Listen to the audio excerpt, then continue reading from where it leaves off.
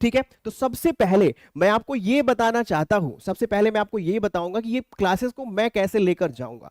तो सबसे पहले जब आप किसी से जुड़ते हो तो सबसे पहले आप उससे परिचित होने की कोशिश करते हो, अर्थात परिचय प्राप्त करते हो। ठीक है, तो प्राचीन भारत के इतिहास का पहले तो एक इंट्रोडक्शन हमें देखना होगा, इंट्रोडक्शन इंट्रोडक्शन देखना होगा, अर्थात परिचय जिसे आप कहते हो, इसको हम यही देखेंगे। परिचय का मतलब इतिहास होता क्या है, इतिहास के कुछ टर्म्स के बारे में समझेंगे और इतिहास का विभाजन समझेंगे, ये परिचय में। ठीक है, तो अभी परिचय में हमें 3 टॉपिक को पढ़ना होगा कि एक तो क्या पढ़ना होगा, परिभाषा इतिहास की क्या होती है, परिभाषा जिसे शायद आप परिचित भी होंगे, लेकिन बच्चों परिभाषा से भी क्वेश्चन पूछे गए हैं, अभी आपको स्वयं ही समझ में आ जाएगा कि मैं ऐसा क्यों कह रहा हूं। ठीक है, परिभाषा के बाद मैं लेकर आऊंगा एडी और बीसी, जो कि बहुत बेसिक चीज होती है, आपको बेसिक लग सकती है, लेकिन बच्चों बिना एडी और बीसी को जाने, बिना एडी और बीसी को जाने बच्चों आप इतिहास को नहीं पढ़ सकते, क्योंकि इतिहास में युद्धों का इतिहास आपको पढ़ना होता है, राजनीतिक इतिहास आपको पढ़ना होता है, आपको क्रमवार तरीके से तारीखों को याद करना होता है, और एडी और बीसी जो है बहुत आवश्यक चीजें होती है बच्चों। ठीक है, वहीं पे जो अभी मैं परिचय में तीसरा हिस्सा आपको बताऊंगा, वो बताऊंगा इतिहास का विभाजन।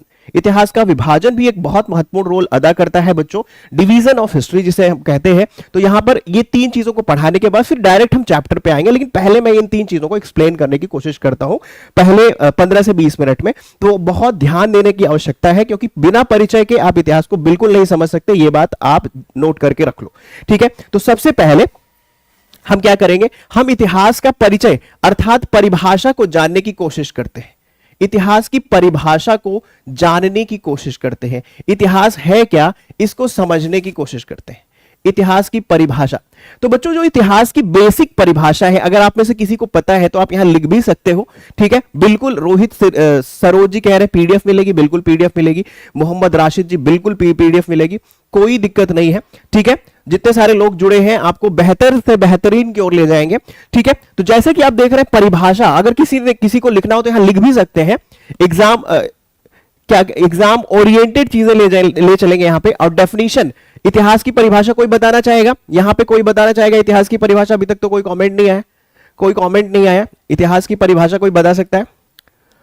इतिहास की परिभाषा तो बहुत साधारण सी परिभाषा है, बिल्कुल किसने लिखा? दुर्गेश ने लिखा है, अतीत का अध्ययन ही इतिहास है। बहुत बढ़िया, देखो कितना बढ़िया कमेंट किया इन्होंने, दुर्गेश जी ने बहुत बढ़िया कमेंट किया है, अतीत का अध्ययन। बच्चों अतीत का अध्ययन क्या है? अतीत का अध्ययन क्या है? इतिहास है।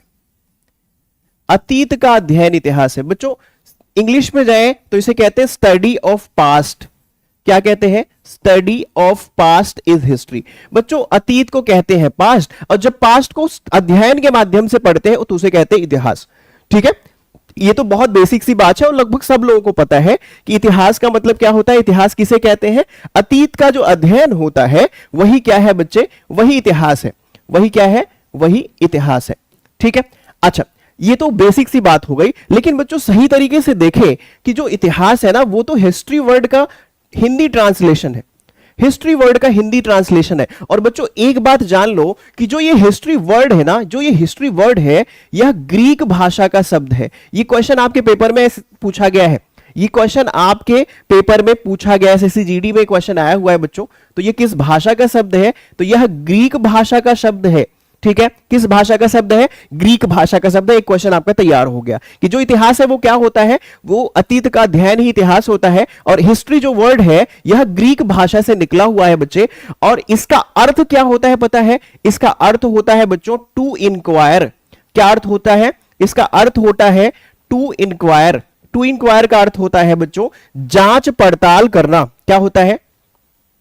जांच पड़ताल करना या जांच करना, किसी भी घटना को जांच पड़ताल करके उसे लिखना ही इतिहास है। ऐसा कौन कहते हैं? ग्रीक लोग कहते हैं। तो देखो बच्चों ये जहां मैं स्टार लगा रहा हूं ना, ये क्वेश्चन पूछा गया है। ये किस भाषा का शब्द है? ग्रीक भाषा का शब्द है। इसका अर्थ क्या होता है? टू इंक्वायर, जांच पड़ताल करना। इतनी बातें आपको समझ में आ गई। ठीक है, अब हिस्ट्री का जो हिंदी रूपांतरण है उसको आप क्या कहते हो? इतिहास कहते हो। क्या कहते हो? इतिहास कहते हो बच्चों। अब इतिहास, अब हिंदी में किसी चीज का अगर अर्थ जानना होता है, इतिहास में अगर किसी चीज का अर्थ जानना होता है बच्चों, तो हम उसकी संधि विच्छेद करते हैं। हम उसका क्या करते हैं? संधि विच्छेद करते हैं। अब इतिहास को अगर हमें समझना है तो हम इसका संधि विच्छेद करेंगे, इति हा प्लस आस, ये संधि विच्छेद है। और इसका अर्थ निकल के आता है कि ऐसा हुआ था या यह हुआ था, यह हुआ था। ठीक है, तो ये दो बातें आपको समझ में आ गई। सबसे पहले बच्चों परिभाषा में क्या समझा आपने कि अतीत का अध्ययन ही क्या है? इतिहास है बच्चों। ठीक है, और जो हिस्ट्री वर्ड है, हिस्ट्री जो वर्ड है बच्चों, यह एक ग्रीक भाषा का शब्द है जिसका अर्थ क्या होता है? टू इंक्वायर, जांच पड़ताल करना। ठीक है, अब इसका हिंदी ट्रांसलेशन जो है उसको इतिहास कहते हैं। इतिहास की संधि विच्छेद क्या है? इति हा प्लस आस। तो इसका अर्थ निकल के आया यह हुआ था। क्या अर्थ निकल के आया? यह हुआ था। ठीक है, ये बातें आपको क्लियर हो रही है। अब बच्चों क्या होता है कि हिस्ट्री जो है एक शब्द से निकला हुआ है, ध्यान से समझेंगे। जो हिस्ट्री वर्ड है एक शब्द से निकला हुआ है, और वो शब्द क्या है बच्चों? हिस्टोरिया। वर्ड क्या है? हिस्टोरिया वर्ड से निकला हुआ। ये ग्रीक शब्द पहले ही बता दिया। तो हिस्ट्री किस वर्ड से निकला हुआ है यह भी आपके पेपर में पूछा जाता है। यह एक वर्ड हिस्टोरिया से निकला हुआ है। किससे निकला हुआ है? हिस्टोरिया से निकला हुआ है बच्चों। ठीक है, तो पॉइंट समझ में आया? यह ग्रीक भाषा के हिस्टोरिया शब्द से निकला हुआ है। ठीक, अब देखो होता क्या है बच्चों, देखो कैसे इतिहास बढ़ा। अब बच्चों हिस्ट्री जो है, जैसा कि मैंने पहले ही बताया कि हिस्ट्री जो है, हिस्ट्री यह एक ग्रीक शब्द हिस्टोरिया से निकला हुआ है। देखो कैसे जुड़ते जाती हैं चीजें। हिस्टोरिया से निकला हुआ है, हिस्टोरिया पूछा गया है, जिसका अर्थ क्या होता है बच्चों? जांच करना। क्या होता है? जांच करना, इंक्वायर करना, जांच करना। ठीक है, ये पॉइंट आप क्लियर समझ पा रहे हैं? जांच करना इसका अर्थ होता है, जांच करना इसका अर्थ होता है। अब जो होता क्या है, इतिहास में एक व्यक्ति थे हेरोडोटस, उन्होंने क्या किया था? तो बच्चों एक युद्ध हो रहा था, उस युद्ध को कहते हैं ग्रीक फारस युद्ध। ध्यान से समझना, एक युद्ध हुआ था ग्रीक फारस युद्ध। यह युद्ध जो है 450 बीसी के आसपास हुआ था बच्चों।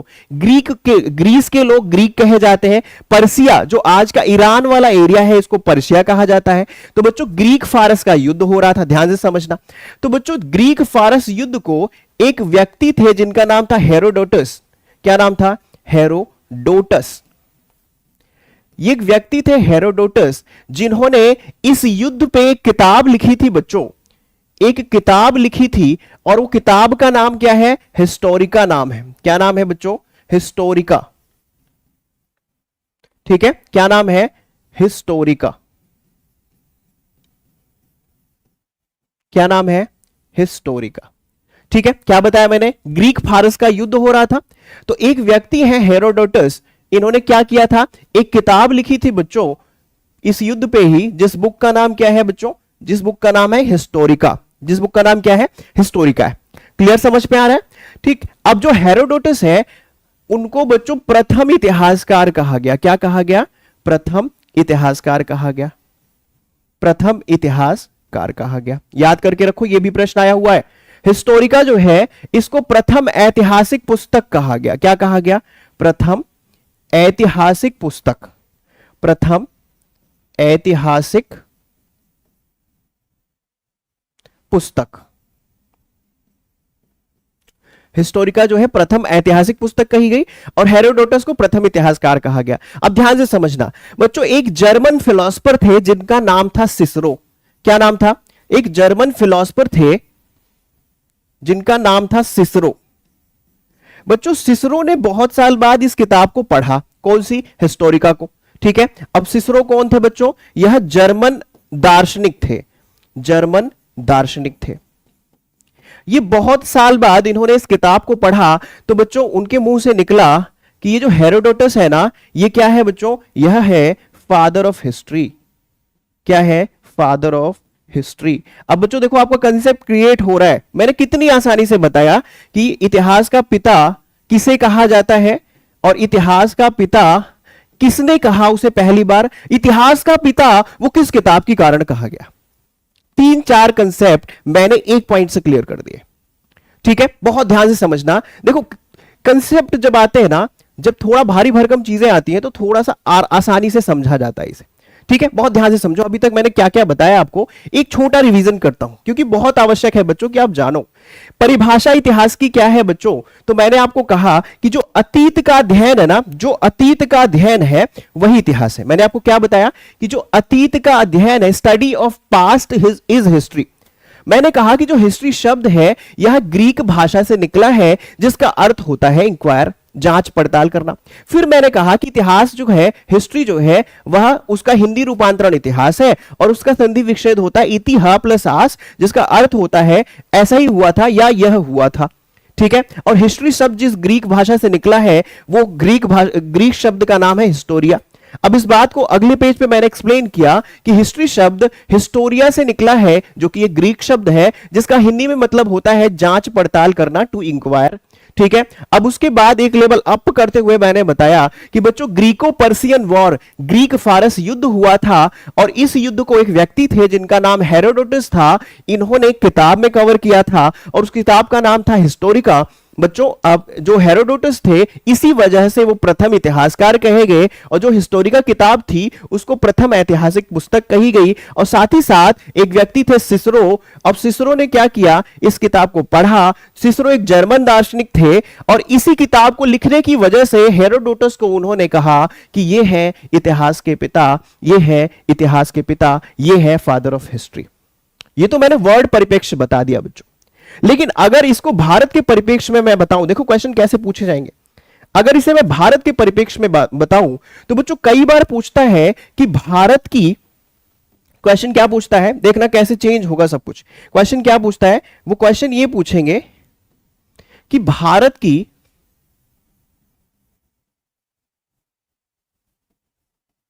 प्रथम ऐतिहासिक पुस्तक, ये भारत के रिस्पेक्ट में क्योंकि भारत का इतिहास आप पढ़ रहे हो, प्रथम ऐतिहासिक, कोई बता सकता है तो यहां लिख दे पुस्तक कौन सी है। भारत की प्रथम ऐतिहासिक पुस्तक कोई बता सकता है तो लिख दे। कोई बता सकता है भारत की प्रथम ऐतिहासिक पुस्तक, कोई बता सकता है भारत की प्रथम ऐतिहासिक पुस्तक, अगर कोई बता सकता है कमेंट में देख रहा हूं, मैं कमेंट देख रहा हूं। दार्शनिक मतलब फिलोसफर होता है अदिति सिंह। फिलोसफर का मतलब जो क्या करता है, जो विचारों से सोचता है। जैसे अरस्तु एक दार्शनिक है, सुकरात एक दार्शनिक है, थिंकर्स, राइट, थिंकर लिख सकते हो। कोई बता सकता है भारत की प्रथम ऐतिहासिक पुस्तक, किसी का आंसर देखो, किसका आंसर आया, दुर्गेश का फिर से आंसर आया, राज तरंगिणी। ठीक है, बहुत बढ़िया दुर्गेश, और सबसे पहला आंसर उन्हीं का था, हालांकि काफी लोगों ने उसके बाद लिखा है। ठीक है, तो देखो बहुत बढ़िया आपने बताया कि बच्चों उस किताब का नाम क्या है, तो याद करके रखो। ऐसे फैक्ट्स आपके एग्जाम के लिए बहुत ज्यादा इंपॉर्टेंट होते हैं। ऐसे फैक्ट्स बच्चों आपके पेपर के लिए बहुत ज्यादा इंपॉर्टेंट होते हैं। ठीक है, अब देखो बहुत ध्यान से समझो क्या बताया, प्रथम ऐतिहासिक पुस्तक पूछी तो आपने क्या बताई बच्चों, आपने बताई कि सर राज तरंगिणी जो है ना, तरंगिणी, राज तरंगिणी जो है यह प्रथम ऐतिहासिक पुस्तक है बच्चों, भूलना नहीं है। अभी के अभी याद कर लो इसे, भूलना नहीं है। क्या है, राज तरंगिणी पहली ऐतिहासिक पुस्तक है। और बच्चों इस पुस्तक को लिखा किसने है, अगर आप जानते हैं तो आप कमेंट कर सकते हैं। इसको लिखा है बच्चों कल्हड़ ने। किसने लिखा है, कल्हड़ ने लिखा है। ठीक है, तो प्रथम ऐतिहासिक व्यक्ति कल्हड़ को कहा जाता है भारत के रिस्पेक्ट में। और प्रथम ऐतिहासिक पुस्तक, हालांकि वैसे बहुत सारी किताबों को ऐतिहासिक कहा जाता है लेकिन वेस्ट नहीं मानता इस चीज को। ठीक है, लेकिन बच्चों राज तरंगिणी, इसमें क्या है बच्चों, कई बार पूछते हैं राज तरंगिणी में किसकी बात की गई है, तो इसमें बच्चों कश्मीर का इतिहास लिखा गया है।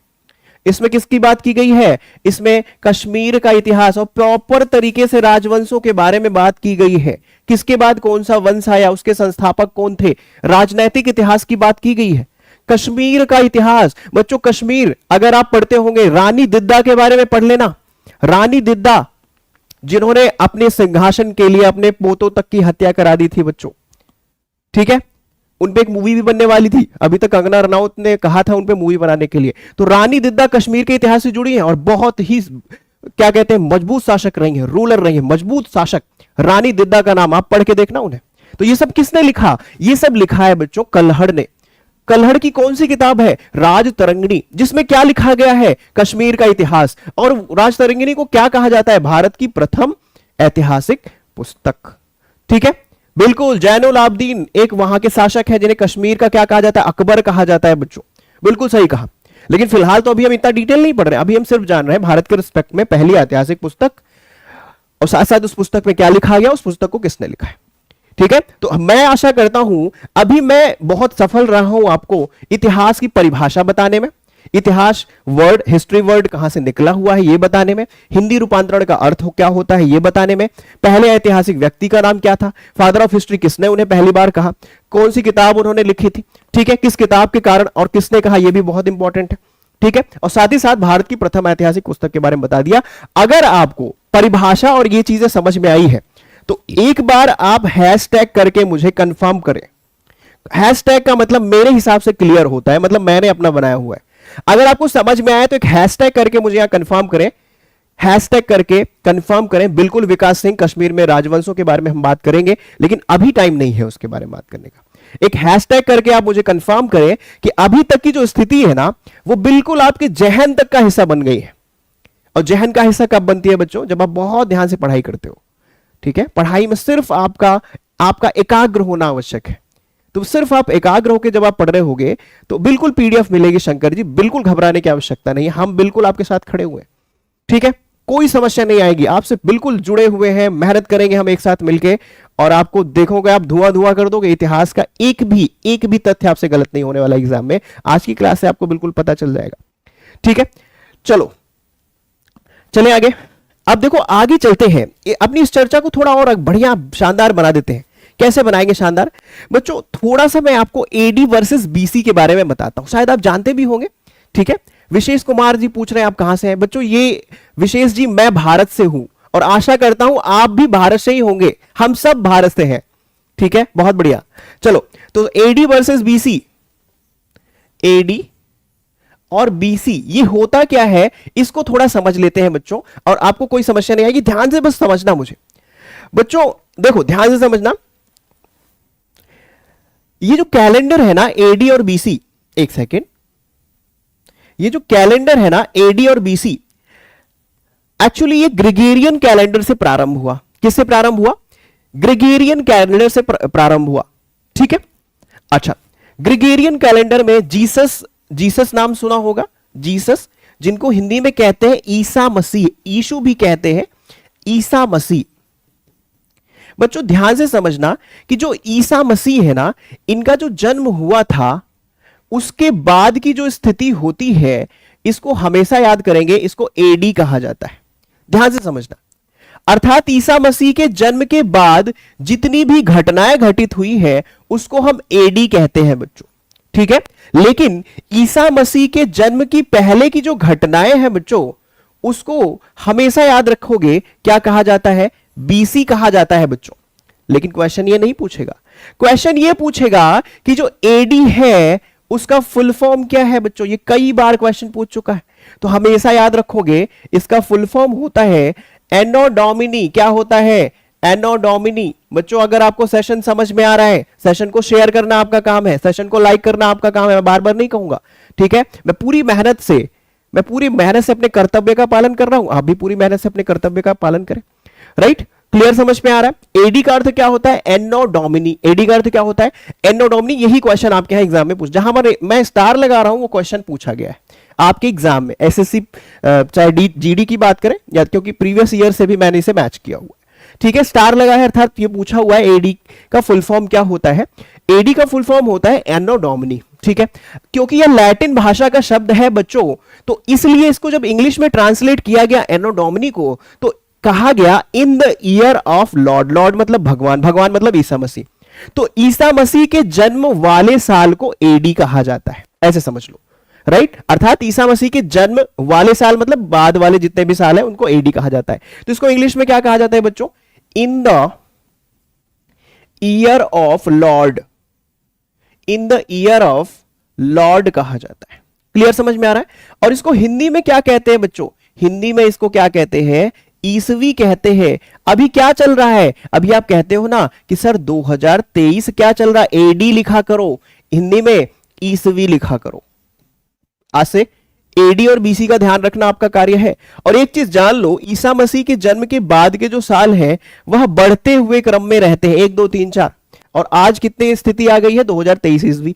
तो हमेशा याद रखोगे कि जो एडी होता है वह हमेशा बढ़ते क्रम में होता है। कैसे होता है, बढ़ते क्रम में होता है, हमेशा याद रखेंगे। वहीं जब हम बात बीसी की करते हैं बच्चों, तो इसका अर्थ होता है before the birth of Jesus Christ. इसका अर्थ क्या होता है, before the birth of Jesus Christ. ठीक है, ईसा मसीह के जन्म के पहले, हिंदी में ईसा के जन्म के पहले। इंग्लिश में इसको B.C ऐसे करके डिनोट करते हैं। हिंदी में बात करें तो इसको कहते हैं ईसा पूर्व। घबराने की आवश्यकता बिल्कुल भी नहीं है। इसको ईपू भी लिखते हैं ऐसे करके, ईपू। और हमेशा याद रखोगे बच्चों, यह घटते क्रम में होता है। किस क्रम में, घटते क्रम में होता है, डिसेंडिंग ऑर्डर में। मतलब जो ईसा के पहले की जितनी भी घटनाएं हैं, अब कोई भी तिथि अगर 0 की ओर बढ़ेगी, खुद ही दिमाग लगा दो, तो हमेशा वो कैसे रहेगी, घटते क्रम में रहेगी। और 0 के बाद कोई तिथि आएगी, क्योंकि तिथि तो नेगेटिव में हो नहीं सकती बच्चों। ठीक है, तिथि नेगेटिव में हो नहीं सकती, तो जब वो 0 की ओर बढ़ेगी तो घटेगी ना। जब 0 की ओर घटनाएं ऐसे बढ़ेंगी तो वो घटते क्रम में होंगी, लेकिन जब 0 के बाद की घटनाएं आएंगी तो वो बढ़ते क्रम में होगी। बस ये बेसिक चीजें याद करके रखोगे। ठीक है, तो बताओ आपको एडी वर्सेस बीसी समझ में आया? अगर आया तो आप सिर्फ एक हैशटैग करके मुझे कंफर्म कर दो। एडी वर्सेस बीसी अगर समझ में आ गया तो एक हैशटैग करके आप मुझे कंफर्म कर दो। जितने सारे लोग देख पा रहे हैं बताएं, जितने सारे लोग मुझे देख पा रहे हैं, अगर आपको समझ में आया सिर्फ एक हैशटैग कर दिया करो, सिर्फ एक हैशटैग। ठीक है, हां, ईसा मसीह को ईश्वर माना जाता है क्रिश्चियंस के द्वारा। राइट, क्लियर हो गया? बहुत बढ़िया, ओके, बहुत बढ़िया। तो आगे चले, आगे चले। बीसी का मतलब before the birth of Jesus Christ. Time से आए। देखो, जब ध्यान से सुनोगे चीजों को तभी समझ पाओगे। ठीक है, इंस्टेंट अगर आकर आप सोचोगे तुरंत पता चल जाए तो वो थोड़ा सा प्रॉब्लम कर जाएगा आपको। ठीक है, बिल्कुल। तो ये आपको समझ में आ रहा है? बीसी, देखो क्वेश्चन कहां से आया, मैं स्टार लगाता हूं। एडी, ये आपके क्वेश्चन एग्जाम में पूछा गया। ठीक है, वहीं पर ये जो और कहां से क्वेश्चन आते हैं, और बच्चों यहां इसे बेसिक जानकारी के रूप में रखते हैं क्योंकि ये डेट को जानने का एक तरीका है। ठीक है, अच्छा, अब आगे चलते हैं। अभी तक हमने क्या सीख लिया ये तो जान लें। प्रीवियसली अभी तक सीखा क्या है? तो बच्चों अभी तक जो हमने आपसे कहा था कि हमें जानना है क्या, हमें जाननी है परिभाषा, तो एक हैशटैग, एक सही टिक हो जाए यहां पे, अर्थात इसे हमने पढ़ लिया है। अभी तक हमें जानना था एडीबीसी, इस पे भी टिक कर दिया जाए, बिल्कुल। लेकिन अभी तक हमने विभाजन नहीं समझा है, तो अब हम क्या करेंगे, विभाजन को समझने की कोशिश करते हैं। विभाजन को समझने की कोशिश करते हैं बच्चों। ठीक है, तो जल्दी से आ जाते हैं, विभाजन को समझने की कोशिश करते हैं। ठीक है, यहां तक पढ़ लिया था, उसके बाद परिभाषा के बाद हमने प्रथम ऐतिहासिक पुस्तक और ये सारी चीजें। अब विभाजन को समझते हैं, इतिहास का विभाजन। बच्चों इतिहास अगर आपको पता हो तो आप मुझे ये बताओ, आप मुझे ये बताओ कि जो ये इतिहास है इसका विभाजन कितने हिस्सों में किया गया है? अगर आपको पता हो तो बताओ। जितने सारे बच्चे देख रहे हैं, अगर आपको पता हो तो मुझे कंफर्म बताओ कि इतिहास का विभाजन, इतिहास का विभाजन, जीसस को नहीं मानते उनके लिए बीसी। हाँ, एक चीज और मैं आपको मुझे पता था ये कमेंट आएगा, एक चीज और बता देता हूं बच्चों, घबराने की आवश्यकता नहीं है।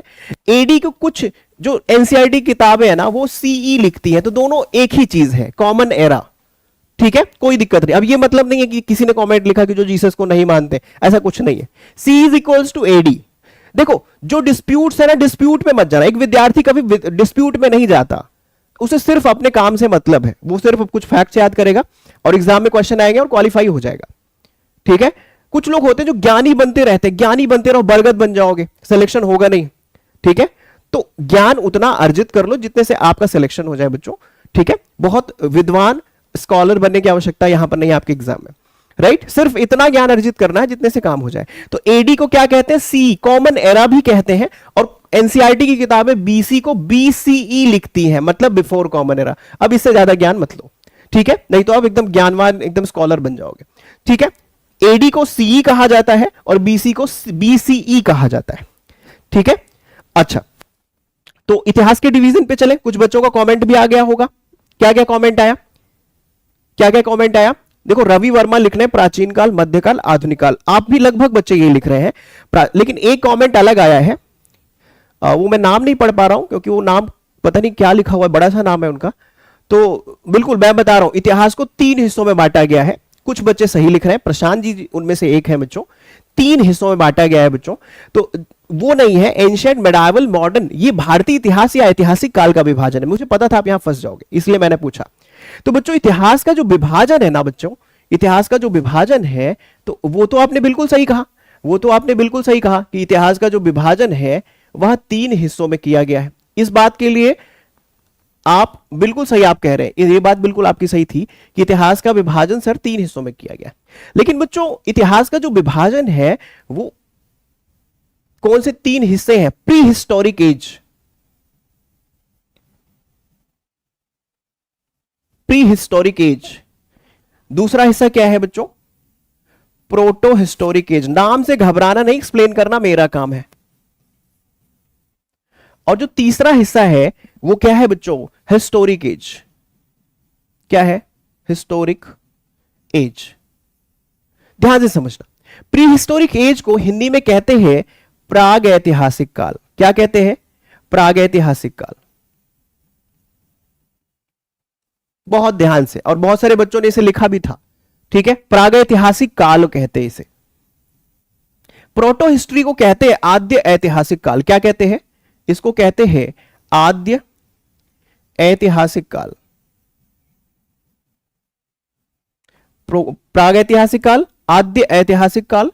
और जो तीसरा हिस्सा है इसको कहते हैं बच्चों ऐतिहासिक काल। क्या कहते हैं? ऐतिहासिक काल।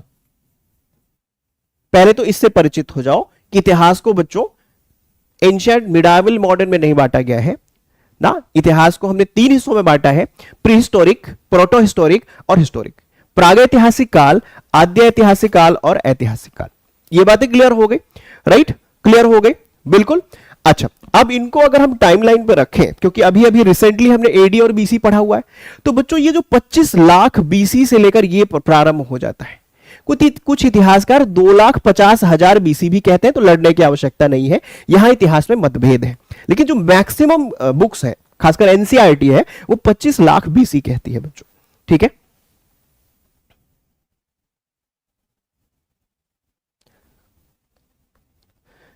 पच्चीस लाख बीसी। और अभी अभी प्रीवियस में मैंने आपको क्या बताया कि जो बीसी होती है वह घटते हुए क्रम में होती है। तो आपको एक बात क्लियर हो गई ना कि बीसी आया तुरंत घटते हुए क्रम में हो जाएगा। तो बच्चों 25 लाख बीसी से लेकर 2500 बीसी तक का जो समय है, इसको क्या कहा जाता है बच्चे? इसको कहा जाता है प्री हिस्टोरिक एज, प्राग ऐतिहासिक काल। क्लियर, समझ में आ गया? राइट। अच्छा, उसके बाद जब हम चलते हैं प्रोटो हिस्टोरिक एज में, तो बच्चों ये प्रारंभ होता है कब से? यहां 2500 बीसी से प्रारंभ होता है और बच्चों 600 बीसी के आसपास तक प्राग आद्य ऐतिहासिक काल की पूरी बातें रहती है, ठीक है। ऐतिहासिक काल की अगर हम बात करें तो यह प्रारंभ होता है कब से? यह प्रारंभ होता है 600 बीसी से। और आजादी जब आपको, क्योंकि भारतीय इतिहास को हम टारगेट करके पढ़ रहे हैं, तो 1947 एडी जब तक हमें आजादी मिलती है तब तक का पूरा काल। राइट, क्लियर, समझ में आ रहा है? रुक जाओ, जिम लवर आ रहे हैं, कोई दिक्कत नहीं, ठीक है। हाँ, कुछ बच्चे होते हैं उनकी एक राय बन चुकी है। राय बनने का मतलब क्या है कि उन्होंने एक राय बना ही लिया है कि ये चीज गलत है तो गलत ही है और ये चीज सही है तो सही है। लेकिन जो एक तार्किक व्यक्ति होता है वो तर्क करता है, रैशनैलिटी होती है उसकी बातों में। वो जाके देखता है, जांचता है, परखता है क्या चीजें सही है, क्या चीजें गलत है, उसके बाद वो एक डिसाइड करता है कि ये चीज बेहतर है मेरे लिए। लेकिन यहां पर कुछ राय बना के बैठे हुए लोग हैं जिनका शायद ही ईश्वर भला कर दे। राइट, राय नहीं बनाएंगे। देखो, हर चीज बदलती रहती है बच्चों, ठीक है। ये नहीं है कि जो आप जानते हैं वो बिल्कुल सही हो, उसको समझने की कोशिश करो। आपके पास तो अब गूगल भी है, आपके पास विकिपीडिया भी है, वहां जाके सर्च कर लो। राइट, तो थोड़ा सा बढ़िया से पेशेंस रखना, धैर्य जो हो धारण करता है उसका सिलेक्शन होता है। राइट, ध्यान से समझेंगे। प्रागैतिहासिक काल 25 लाख बीसी से 2500 बीसी, आद्य ऐतिहासिक 2500 बीसी से 600 बीसी, ऐतिहासिक 600 बीसी से 1947। हमने जब आजादी, क्योंकि भारतीय इतिहास को हम पढ़ने जा रहे हैं तो इसलिए 1947 मैंने लिखा है, राइट। ध्यान से समझेंगे। अब देखो होता क्या है, प्राग ऐतिहासिक काल आपको बहुत डिटेल में पढ़ना है। तो बच्चों एक चीज जान लो, कि आप जानते हो कि लिपि से बनती है भाषा, ये तो जानते हैं कि नहीं? पहले लिपि की खोज होती है कि नहीं? जैसे आप हिंदी जो मैं आप बात कर रहे हैं या इंग्लिश में बात कर रहे हैं, तो एक लिपि का विकास हुआ होगा। जैसे देवनागरी लिपि, देवनागरी लिपि से ही तो हिंदी बनी होगी। इंग्लिश की बात करें तो पहले तो एबीसीडी सीखी होगी ना, रोमन स्क्रिप्ट, रोमन लिपि से तो इंग्लिश बनी होगी बच्चे, राइट। क्लियर समझ पा रहे हो? तो सबसे पहले लिपि बनती है। लिपि बनने का जो दूसरा क्रम है वो है भाषा, अर्थात भाषा का विकास लिपियों से होता है। और जब भाषा का विकास हो जाता है तो बच्चों साहित्य लिखे जाते हैं, और जब साहित्य लिखे जाते हैं तो इससे बच्चों इतिहास को बहुत बल मिलता है। जो सोर्सेस की बात आप कर रहे थे ना, अभी सोर्सेस आए नहीं है। लिटरेरी सोर्सेस कहां से मिलते हैं? जब लिपि बनती है, क्रम है। जब मानव यहां आया तो बोलना नहीं, भाषा नहीं थी उसके पास। हाँ, उसके पास आंखें थी, वो चीजों को देख सकता था, लेकिन उसके पास भाषा नहीं थी बच्चों। भाषा का विकास बहुत बाद में हुआ जाके। तो इसीलिए भाषा का उपयोग भी सही तरीके से करना सीखें आप, क्योंकि भाषा के विकास में इंसानों को बहुत ज्यादा समय का इंतजार करना पड़ा है। ठीक है, तो बच्चों लिपि से बनी भाषा, भाषा से साहित्य। लेकिन बच्चों प्री हिस्टोरिक एज में क्या था? ना तो कोई लिपि थी, ना कोई भाषा थी, ना कोई साहित्य लिखा गया। ठीक है, तो याद रखेंगे इनका कोई लिखित साक्ष्य नहीं है। इनका कोई क्या नहीं है बच्चे? इनका कोई लिटरेरी एविडेंस, लिखित साक्ष्य नहीं है। अब इतिहास बड़े मुश्किल में है, यहां पे कुछ भी नहीं लिखा गया, तो इतिहास बड़े मुश्किल में है, अनुमानों पर आधारित है कि जब कुछ लिखा ही नहीं गया तो हम कैसे पता करें कि उस समय के मानव के मस्तिष्क में क्या चल रहा होगा, उस समय का मानव क्या कर रहा होगा। ठीक है, क्लियर? कोई लिखित विवरण प्राप्त नहीं हुआ है। ठीक है, अच्छा, लेकिन बच्चों एक चीज जान लो, जब कुछ लिखा नहीं है, जैसे मान लो आप जहां बैठे हो वहां पर भूकंप आ जाए, हालांकि ईश्वर नहीं करे ऐसा हो, और वो पूरी जगह क्या हो जाए, जमीन में जमी दोज हो जाए, अर्थात अंदर चली जाए, और कई सालों बाद इतिहास की खोज हो तो वहां से खुदाई करके, एक्सकेवेट करके उस जगह को निकाला जाए और वहां से इतिहास की खोज हो। तो याद रखना, जो जमीन में दबी हुई चीजें निकलती हैं उनको इतिहास में कहते हैं पुरातात्विक साक्ष्य। क्या कहते हैं? पुरातात्विक साक्ष्य। तो उस समय भी ऐसा कुछ था जो जमीनों के अंदर पाया गया, उनके हथियार, ठीक है, जो वो पत्थरों के हथियार वगैरह यूज करते थे, वो सारी चीजें, वहां से इतिहास को एक बल मिलता है। तो याद रखेंगे बच्चों, यहां पर क्या पाया गया है? पुरातात्विक साक्ष्य पाया गया है, पुरातात्विक साक्ष्य पाया गया है। तो अगर आपसे कोई पूछे, ये क्वेश्चन आपके एग्जाम में आया हुआ है, यहां मैं स्टार कर दे रहा हूं, स्टार जहां मैं कर रहा हूं वहां पर एग्जाम में क्वेश्चन पूछा गया है। तो बच्चों क्वेश्चन ये पूछेगा कि जो प्री हिस्टोरिक एज है, जो प्रागैतिहासिक काल है, उसमें क्या लिटरेरी सोर्स पाए गए? आप कहोगे बिल्कुल नहीं, लिटरेरी नहीं पाए गए। रीजन भी बता दोगे? बिल्कुल बता दोगे। लिपि की खोज नहीं हुई, भाषा की खोज नहीं हुई, साहित्य नहीं लिखे गए। वहीं पर लिखित साक्ष्य नहीं प्राप्त हुए, लेकिन पुरातात्विक साक्ष्यों से कुछ इतिहास का पता चलता है बच्चों। ठीक है, अब ध्यान से समझना मैं आपको क्या बता रहा हूं। बिल्कुल, अब ध्यान से समझना क्या बता रहा हूं मैं आपको। बच्चों ये सब नहीं था। अब देखो था क्या? क्या वो ड्रेस पहनते थे? बिल्कुल नहीं। कपड़ा का इस्तेमाल नहीं करते थे वो। ठीक है, क्या स्थायी समाज का विकास हो गया था? क्या स्थायी समाज का विकास, परमानेंट सेटलमेंट का विकास हो गया था? बिल्कुल नहीं। क्या समाज का विकास हो गया था? क्या समाज का विकास हो गया था? बिल्कुल नहीं। ठीक है, क्या बच्चों समाज के साथ क्या वो धातु का इस्तेमाल करने लगे थे? बिल्कुल नहीं। ठीक है, ना तो कपड़े का इस्तेमाल कर रहे हैं, ना उनके पास परमानेंट सेटलमेंट, मतलब जैसे आप अभी घरों में रहते हो ना, तो स्थायी समाज, परमानेंट सेटलमेंट, आपका घर तो है, उस समय गुफाओं में ही रहते थे वो, राइट। तो ना तो कपड़ा पहन रहे हैं, ना स्थायी समाज का विकास है, ना समाज का विकास है, ना धातु का प्रयोग करना सीखा है, ना तो लिपि है, ना भाषा है, ना साहित्य है। तो इनको कहा गया कि ये बच्चों सभ्य नहीं थे, ये सभ्य नहीं थे। ठीक है, तो याद रखना, जो प्री हिस्टोरिक मानव है वह सिविलाइज्ड नहीं है। अब सिविलाइज्ड नहीं होने का मतलब यह नहीं है कि मैनरिज्म की मैं बात कर रहा हूं, तरीके, तौर तरीकों की बात कर रहा हूं। सिर्फ मैं ये कह रहा हूं कि कपड़ा, स्थायी समाज और धातु का विकास नहीं हुआ, अर्थात धातु का प्रयोग नहीं किया, तो ये सभ्य नहीं थे। साथ साथ लिपि, भाषा, साहित्य की खोज नहीं हुई।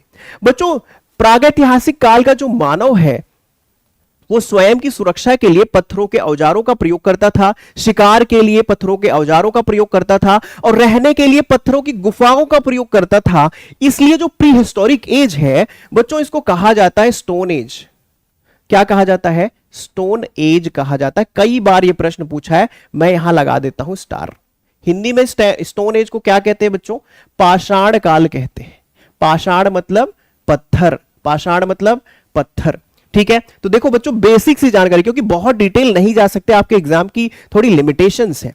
ठीक है, तो कम से कम इतनी इंफॉर्मेशन आप जान लो प्रीहिस्टोरिक के बारे में। एक तो इनका टाइम पीरियड जान लो कि आप प्रागैतिहासिक काल 25 लाख से लेकर 2500 बीसी तक है। लिपि का विकास नहीं है, भाषा का विकास नहीं है, साहित्य लिखा नहीं गया है, लिखित साक्ष्य है ही नहीं, पुरातात्विक साक्ष्य है, कपड़े का इस्तेमाल स्थायी समाज और धातु का प्रयोग करते नहीं है, इसलिए सभ्य नहीं कहे गए। और ये स्टोन पत्थरों का इस्तेमाल अपने शिकार के लिए कर रहे हैं, अपने आप को सुरक्षित करने के लिए कर रहे हैं, पत्थरों की गुफाओं में रह रहे हैं, इसलिए इस काल को पाषाण काल, स्टोन एज के नाम से जाना जाता है। क्लियर, समझ में आया? खाना बदोश जीवन जी रहे हैं, बिल्कुल सुधांशु जी आपने सही कहा। ठीक है, बिल्कुल 3 हिस्सों में बांटा गया दुर्गेश, उसको हम अलग से कभी चर्चा कर लेंगे, लेकिन अभी के लिए इतना जान लीजिए। प्रोटो हिस्टोरिक की अगर हम बात करें तो यहां पर क्या हुआ बच्चों? यहां पर वो हर चीज हुई। क्या क्या हुई? पहली बात तो क्या लिपि का विकास हो गया? बिल्कुल, एक टिक मिल गई, लिपि का विकास हो गया। अच्छा, क्या भाषा का भी विकास हो गया? बिल्कुल, भाषा का विकास हो गया। अच्छा, क्या साहित्य भी लिखे गए? बिल्कुल, साहित्य भी लिखे गए। अच्छा, क्या उन्होंने एक कपड़े का विकास कर लिया, कपड़ा पहनना शुरू कर दिया? बिल्कुल। क्या स्थायी समाज की खोज हो गई? बिल्कुल हो गई। स्थायी समाज कैसे बना? स्थायी समाज बच्चों दिमाग लगाओ, जब कृषि की खोज हो जाएगी, जब कृषि होने लगेगी तो वो वहीं पर रहने लगेंगे और धीरे धीरे समाज स्थायी हो जाएगा। ठीक है, अब क्या एक बढ़िया से संपुष्ट समाज की खोज हुई? तो बिल्कुल, ये भी टिक मिल गई कि एक समाज की खोज हो गई। जब इतनी सारे यस मिल गए तो एक चीज बच्चों, इस समय का जो इंसान था उसे सभ्य मानव कहा गया, अर्थात बच्चों यहां पर सभ्यताओं का विकास हुआ। किसका विकास हुआ? सिविलाइजेशन। किसका विकास हुआ? सभ्यताओं का। देखो, इतिहास एक मरा हुआ सब्जेक्ट नहीं है बच्चों। बहुत सारे लोग कहते हैं कि मरा हुआ सब्जेक्ट है, तिथियां याद कर। नहीं, इतिहास समझो, विकास का क्रम है, एवोल्यूशन है, ये कैसे मानव कहां से कहां तक आया है। राइट, सभ्यताओं तक आने में कितना टाइम लगा सोचो। 25 लाख से लेकर 2500 तक आने में कितना मुश्किलें हुई होगी उसे। क्योंकि इतिहास हम भारतीय परिप्रेक्ष्य में कर रहे हैं, क्योंकि इतिहास एक भारतीय परिप्रेक्ष्य में हम पढ़ रहे हैं, इसलिए सभ्यताओं को भी भारतीय परिप्रेक्ष्य में ही तो पढ़ेंगे। तो बच्चों, इस काल में भारत के हिसाब से 2 सभ्यताओं का विकास हुआ। एक सभ्यता का नाम क्या आप जानते ही हैं? सिंधु घाटी की सभ्यता। किसकी सभ्यता? सिंधु घाटी की सभ्यता। और दूसरी किस सभ्यता का विकास हुआ जो आज की क्लास में हम कवर करेंगे? वैदिक सभ्यता। किसका विकास हुआ? वैदिक सभ्यता। एक सिंधु घाटी की सभ्यता और दूसरा वैदिक सभ्यता बच्चों। ठीक है, इंडस वैली सिविलाइजेशन और वैदिक सिविलाइजेशन याद करके रखना होगा। इंडस वैली और वैदिक सिविलाइजेशन याद करके रखना होगा। ठीक है, ये 2 सभ्यताओं का विकास हो गया है प्रोटो हिस्टोरिक तक आते आते। ठीक है, तो ये बातें आपको समझ में आ गई है। और बच्चों एक चीज और, समाज और मेटल, धातु का प्रयोग करना भी सीख गए थे ये। यहां पर धातु का प्रयोग नहीं कर पा रहे थे, यहां पर कांच ब्रॉन्ज का इस्तेमाल करते थे, और यहां पर आते आते लेटर वैदिक तक जाते जाते लोहे का इस्तेमाल करने लगे। ठीक है, और बच्चों अब ऐतिहासिक काल को थोड़ा एक्सप्लेन कर लेते हैं अलग से, क्योंकि यहां पर जगह नहीं है। तो एक बार ऐतिहासिक काल को मैं एक्सप्लेन कर लेता हूं। ऐतिहासिक काल, ऐतिहासिक काल। अब क्योंकि भारतीय इतिहास को ही टारगेट करना है, ऐतिहासिक काल का टाइम मैंने आपको क्या बताया? 600 बीसी से लेकर कब तक बच्चों? 1947, हम जब आजाद हुए, एडी, एडी मतलब ईसवी तक, ये ईसा पूर्व, 600 ईसा पूर्व से लेकर 1947। अब क्योंकि भारतीय इतिहास को ही आपके सिलेबस में पढ़ना है बच्चे। ठीक है, अब देखो ध्यान से समझेंगे। ऐतिहासिक काल को 3 हिस्सों में बांटा गया, जो आप लोग गलती कर रहे थे। इतिहास में पूछ रहा था, आप इतिहास बता रहे थे। नहीं, ऐतिहासिक काल को 3 हिस्सों में बांटा गया। किसको? ऐतिहासिक काल को बच्चों 3 हिस्सों में क्या किया गया है? बांटा गया है। ऐतिहासिक काल को 3 हिस्सों में बांटा गया। कौन से 3 हिस्से हैं बच्चों? प्राचीन भारत का इतिहास, प्राचीन भारत का इतिहास, जिसको इंग्लिश में कहते हैं एंशियंट हिस्ट्री। क्या कहते हैं? Ancient history. Right, the history of ancient India. ठीक है, दूसरा क्या है, मध्यकालीन भारत का इतिहास, क्या कहते हैं, मध्यकालीन भारत का इतिहास।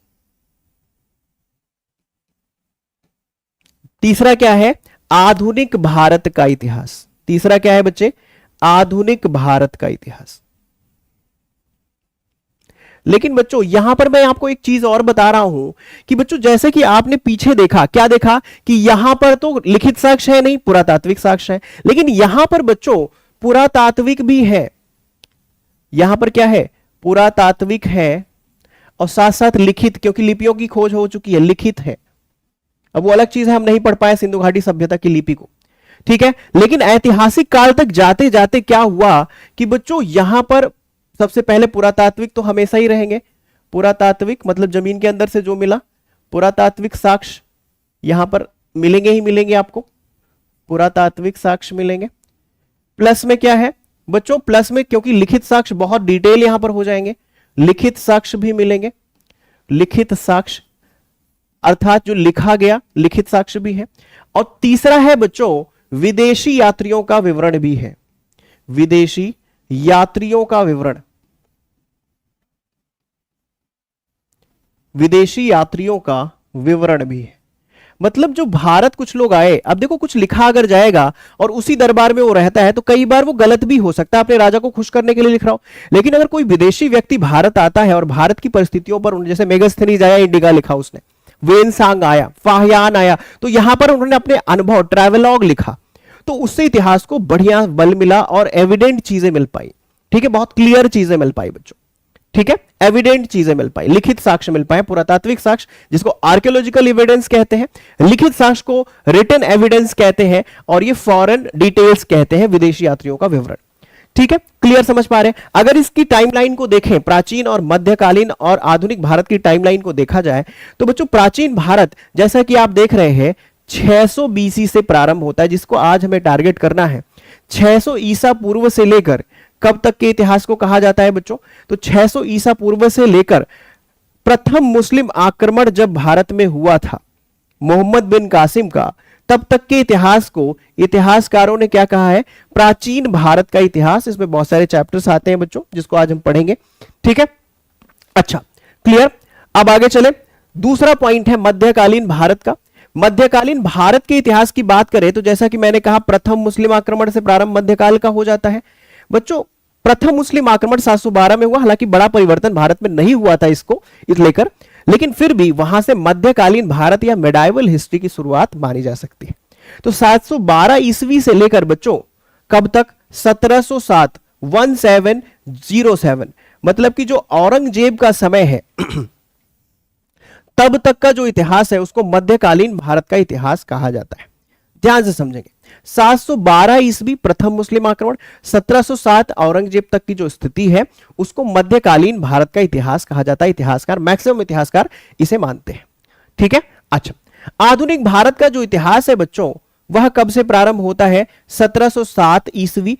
और अगर किसी ने अगर एनसीईआरटी पढ़ी होगी बच्चों, कौन सी सॉरी ओल्ड, अगर आपने एनसीईआरटी पढ़ी होगी कौन सी, 12th क्लास की ओल्ड एनसीईआरटी विपिन चंद्रा की आधुनिक भारत की, तो उसकी शुरुआत ही होती है डिक्लाइन ऑफ मुगल, मुगलों का पतन, यहीं से आधुनिक भारत शुरू होता है, ठीक है। तो 1707 ईस्वी से पतन हो गया, पतन प्रारंभ हो गया किसका, मुगलों का। तो 1707 से लेकर हमने एक आजादी की लड़ाई पूरी कर ली थी 47 में, और हमें एक देश प्राप्त हुआ था बच्चों 1947 में। तब तक के इतिहास को आधुनिक भारत का इतिहास कहते हैं। तो ये पूरा एक विभाजन था बच्चों, जो कि मैंने आपको बहुत ही बढ़िया आसान तरीके से बताने की कोशिश करी है। इतिहास का 3 विभाजन, उसको समझाने की कोशिश करी है।